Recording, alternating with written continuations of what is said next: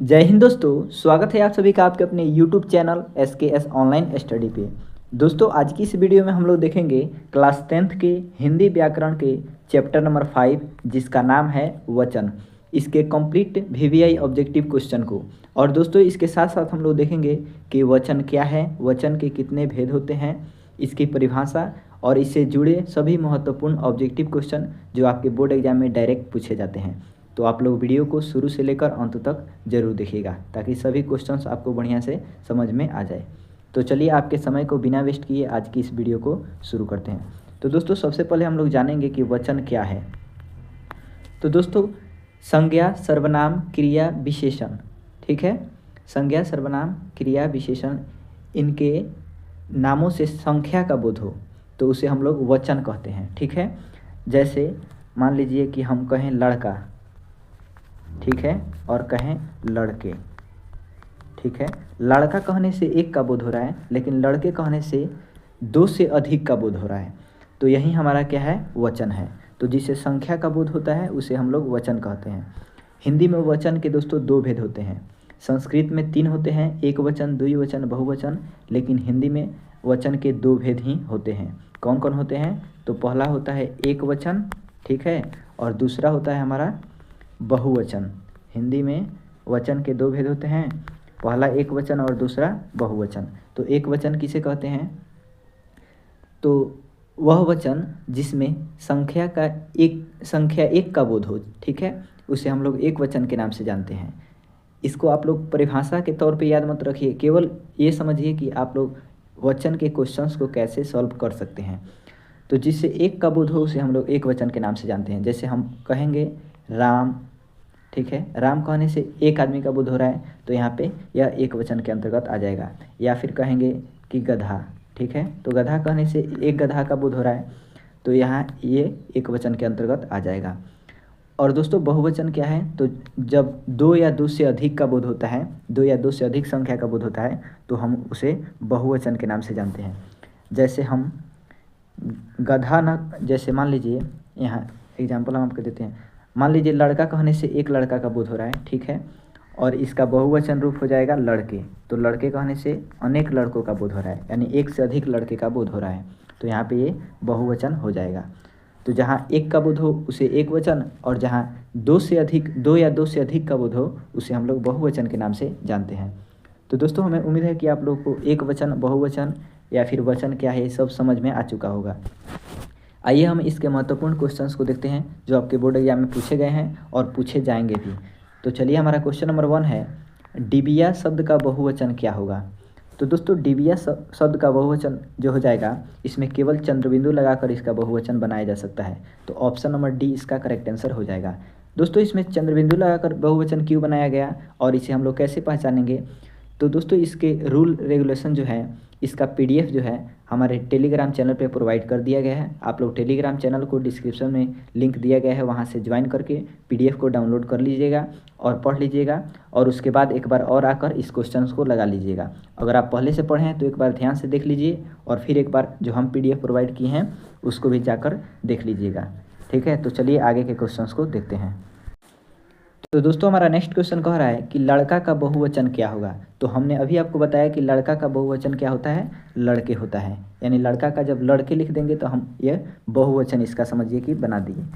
अगला क्वेश्चन कह रहा है कि नदी शब्द का बहुवचन क्या होगा? तो दोस्तों नदी शब्द का बहुवचन क्या हो जाएगा, नदियाँ हो जाएगा। एक वचन से बहुवचन कैसे बनाया जाता है, इसके नियम जो हैं हम PDF में ही प्रोवाइड कर दिए हैं, आप लोग ज्वाइन करके और उसको डाउनलोड करके ज़रूर पढ़िएगा। अगला क्वेश्चन कह रहा है कि भारतीय का बहुवचन होगा। तो भारतीय का बहुवचन जब हम लोग बनाएंगे तो क्या हो जाएगा, भारतीय हो जाएगा। ऑप्शन नंबर सी इसका करेक्ट आंसर हो जाएगा। दोस्तों यदि अभी तक आपने इस चैनल को सब्सक्राइब नहीं किया है तो सब्सक्राइब जरूर कर लीजिएगा और वीडियो को अपने दोस्तों में भी शेयर जरूर कर दीजिएगा ताकि वे लोग भी इस क्वेश्चन का लाभ उठा सकें। अगला क्वेश्चन है कि आंसू का बहुवचन होगा। तो आंसू का बहुवचन हो जाएगा, क्या हो जाएगा, आंसू हो जाएगा। आंसू का बहुवचन आंसू हो जाएगा। तो ऑप्शन नंबर ए जो है आपका करेक्ट आंसर हो जाएगा। आइए हम लोग अगला क्वेश्चन देखते हैं कि हमेशा बहुवचन होता है। तो हमेशा बहुवचन जो होता है यह प्राण होता है। ऑप्शन नंबर ए इसका करेक्ट आंसर हो जाएगा। नेक्स्ट क्वेश्चन कह रहा है कि शुद्ध वचन है, तो शुद्ध वचन जो है यह बालक है, बालक जो है शुद्ध वचन है। नेक्स्ट क्वेश्चन कह रहा है कि कौन सा शब्द बहुवचन है, यानी इनमें से कौन से शब्द हैं जो बहुवचन है। तो आप देख सकते हैं कि ऑप्शन नंबर सी में दिया गया है लड़के, तो लड़के जो है ये आपका बहुवचन है। दोस्तों आइए हम लोग नेक्स्ट क्वेश्चन को देखते हैं कि कौन सा शब्द एक वचन नहीं है, यानी एक वचन नहीं है का मतलब क्या हुआ कि वह बहुवचन है। तो हम लोग डायरेक्ट बहुवचन खोज लेंगे, तो बहुवचन है किताबें, option number B correct answer हो जाएगा क्वेश्चन नंबर 9 का। नेक्स्ट क्वेश्चन है दोस्तों, हिंदी भाषा में वचन कितने प्रकार के होते हैं। तो दोस्तों वीडियो के शुरू में ही हमने आपको बता दिया कि हिंदी में वचन के 2 भेद होते हैं और संस्कृत में जब देखा जाएगा तो उसमें 3 होते हैं, एक वचन, द्विवचन, बहुवचन। संस्कृत में 3 होते हैं और हिंदी में 2 होते हैं। अगला क्वेश्चन है कि कौन सा शब्द है जो प्रायः बहुवचन में प्रयुक्त होता है। तो दोस्तों यह शब्द जो है ये आपका प्राण जो है यह प्रायः बहुवचन में ही प्रयुक्त होता है, तो ऑप्शन नंबर डी इसका करेक्ट आंसर हो जाएगा। नेक्स्ट क्वेश्चन कह रहा है हमारा, कौन सा शब्द एक वचन नहीं है। तो दोस्तों एक वचन कौन सा शब्द नहीं है, तो लोग जो है, लोग कहने से बहुत सारे लोग का बोध हो रहा है, तो ये बहुवचन के अंतर्गत आ जाएगा। जैसे मान लीजिए हम कहेंगे सेना, तो ये भी बहुवचन के अंतर्गत आ जाएगा, क्योंकि यहाँ सेना कहने से एक का बोध नहीं हो रहा है, 2 या 2 से अधिक का बोध हो रहा है। नेक्स्ट क्वेश्चन है कि वर्षा शब्द का उचित बहुवचन चुनिए। तो वर्षा का उचित बहुवचन हो जाएगा वर्षा, वर्षा का बहुवचन बनाएंगे तो वर्षा ही होगा, क्योंकि यह ऑलरेडी बहुवचन शब्द है। नेक्स्ट क्वेश्चन कह रहा है कि कौन सा शब्द जो है एक वचन नहीं है। तो एक वचन नहीं है यानी बहुवचन होगा, तो डायरेक्ट हम लोग बहुवचन को खोज लेंगे, तो बहुवचन हो जाएगा होश, ऑप्शन नंबर ए हमारा करेक्ट आंसर हो जाएगा। अगला क्वेश्चन कह रहा है दोस्तों हमारा कि होश शब्द का प्रयोग सदैव होता है।